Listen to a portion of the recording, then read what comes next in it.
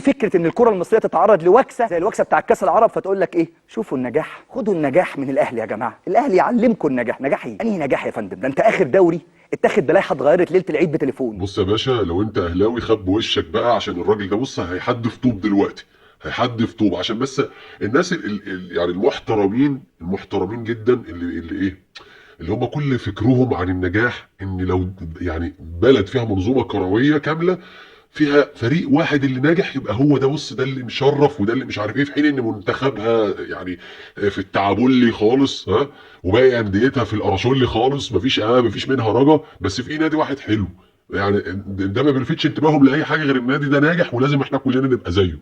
يعني والمشكله ان الكلام ده بيطلع من اعلاميين ومعلقين وناس في الوسط الرياضي. فلو انت يعني بص، يعني نصيحه، لو انت اهلاوي بص خب وشك عشان اللي جاي ده ضرب في البص في المناخير. صديقي العزيز كابتن ايمن الكشف، تحيه طيبه وبعد. ارجو ان الاختلاف في وجهات النظر لا يفسد ابدا لود قضيه. ارجو يا جماعه، واحنا هنا يا جماعه مش بنهاجم اشخاص، احنا بنتكلم في وجهات نظر. كل الاحترام لكل الاشخاص، على عيني وعلى راسي، كلهم اكبر واقدم واحسن مني. بس يا جماعه انا نفسي افهم حاجه بس. ايه فكره ان الكره المصريه تتعرض لوكسه زي الوكسه بتاع كاس العرب فتقول لك ايه؟ شوفوا النجاح، خدوا النجاح من الاهلي يا جماعه، الاهلي يعلمكم النجاح. نجاح ايه؟ انهي نجاح يا فندم؟ ده انت اخر دوري اتاخد بلائحه اتغيرت ليله العيد بتليفون. هو ده النجاح؟ نجاح ايه؟ نجاح ان خزينه تتحمل اكتر من 3 مليون دولار في شهر واحد تخرج عمله اجنبيه المدرب والتاني حفاظا على الصوره الذهنيه. ذهنيه ايه؟ هو حد بيحاسب حد؟ خزينه ايه تتحمل 2 مدربين في نفس الوقت؟ دول بأمارة ايه؟ نجاح ايه ان نروح مونديال انديه بمدرب حضراتكم اللي قلته لا يصلح؟ وايه اللي حصل بعديها بالمدرب الانديه؟ افتكروا كده معايا. مفيش نتائج، لا امريكيتين ولا اوروبا ولا اي حاجه، بلا مكسب. وقتها قال لك انتكاسه الكره المصريه.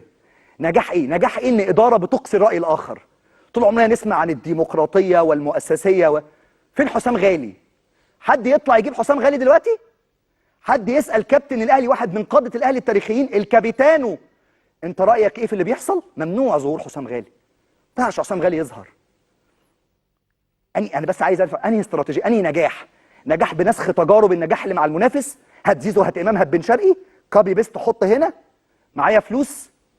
ايه النجاح؟ كام لاعب بيطلع من تحت المنتخبات؟ واللي بيطلع وبيجي له عروض احتراف، اقعد مش هتمشي دلوقتي. فين التشجيع على الاحتراف؟ فين المؤسسه اللي بتطلع المحترفين؟ والنبي يا جماعه الله يستركم، ده الواحد شايل، ده في كتير قوي. ارجوكم بلاش والنبي يا جماعه نقعد في توقيت ما في وكسه ونكسه نقعد نمجد في انديه وفي مؤسسات. وبعدين على اساس يعني اللي بيدير اتحاد الكوره زملكاويه من امتى؟ يعني من امتى طيب اللي كان بيدير اتحاد الكوره ولا رابطه انديه ولا كان زملكاوي؟ يعني حصلت امتى دي؟ انا مش قادر افهمها برضو. فالحقيقه امر غريب جدا. تعالوا نناقش الوكسه. يا عم تناقش ايه يا عم؟ كفايه عليهم قوي كده يا عم، كفايه يا عم، انت عمال تنحل في وبارهم يا عم الحاج، مش هتلاقي حد يرد عليك. حد يطلع يقول لك فين حسام غالي؟ يا باشا ده اخطا، دي لازم يطرد من الجنه. يعني انت متخيل تغلط في رمز زي بيبو؟ متخيل؟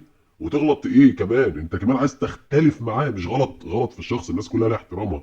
الراجل اختلف عادي، لا ما تختلفش. 2 مدربين ياخدوا فلوس يا باشا، ده من عظمه الاداره ومن كتر الفلوس اللي بتوفرها الاداره. ها، اروح كاس عالم يتعمل من وشي جزامه والناس تدوس على وشي، قال لك بس ايه رايك اتعادلت مع بورتو 4-4 وسام ابو علي جاب اجوان واحترف بعدها، ايه رايك؟ ده مش انجاز؟ مش نجاح؟ ايه رايك في النجاح الجامد ده؟ بالميراث مؤاخذه في الكلمه كان فاضل له تكه ويعني بص شامي وبلدي يعني، برضه قال لك لا، انا جاي 2-0 بس من بالميراس و4-4 مع بورتو، انا كده جامد مع مدرب قال لك ده مش من مستوى الاهلي، كأن احنا اللي جبناه من بيتنا مثلا.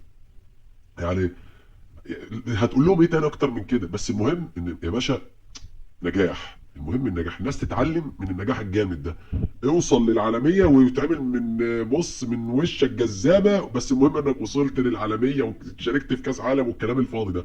تروح هناك تخدم على الناس، تروح تخدم على الانديه كده، ترص لهم كوبايات الشاي وتديهم البقسماط ياكلوه وتنظف الاطباق بعدهم، بس المهم ان انت موجود بتشارك بتغسل، المهم انت موجود في الحدث، موجود بصفتك ايه؟ موجود بصفتك جزامه او بصفتك احسن واحد او بصفتك اقل واحد، مش مهم، المهم ان انت موجود. وده النجاح، مقاييس النجاح عندنا الله يرحمها ماتت وشبعت موت. فهتقول لهم ايه تاني يا عم؟ ربنا يس ربنا المستعان. احنا منافساتنا الرياضيه محتاجه بص فرمطه، محتاجه تتفرمط ونعبيها من اول وجديد بقى باسس وقواعد جديده، يعني تفاصيل جديده بقى خالص غير العك اللي احنا عايشين فيه بقالنا داخلين في 100 سنه وشويه ده. يعني بص خلي انت متوقع ايه الجديد؟ كل حاجه تحصل لك يقول لك بص النادي الفلاني مر بالمشكله دي عمل فيها ايه؟ ده النجاح. يا فاشل خليك ناجح زي ده، اللي بينجح بمجهوده بس، ما بياخدش لعيبه حد خالص، بلعيبته بس، بمجهوده بس، بادارته بس، ها، بمدربينه ولاد النادي بس، ما بياخدش، ما بيفوتش مدربين حد قبل كده ولا لعيبه حد قبل كده، ها. يا فاشل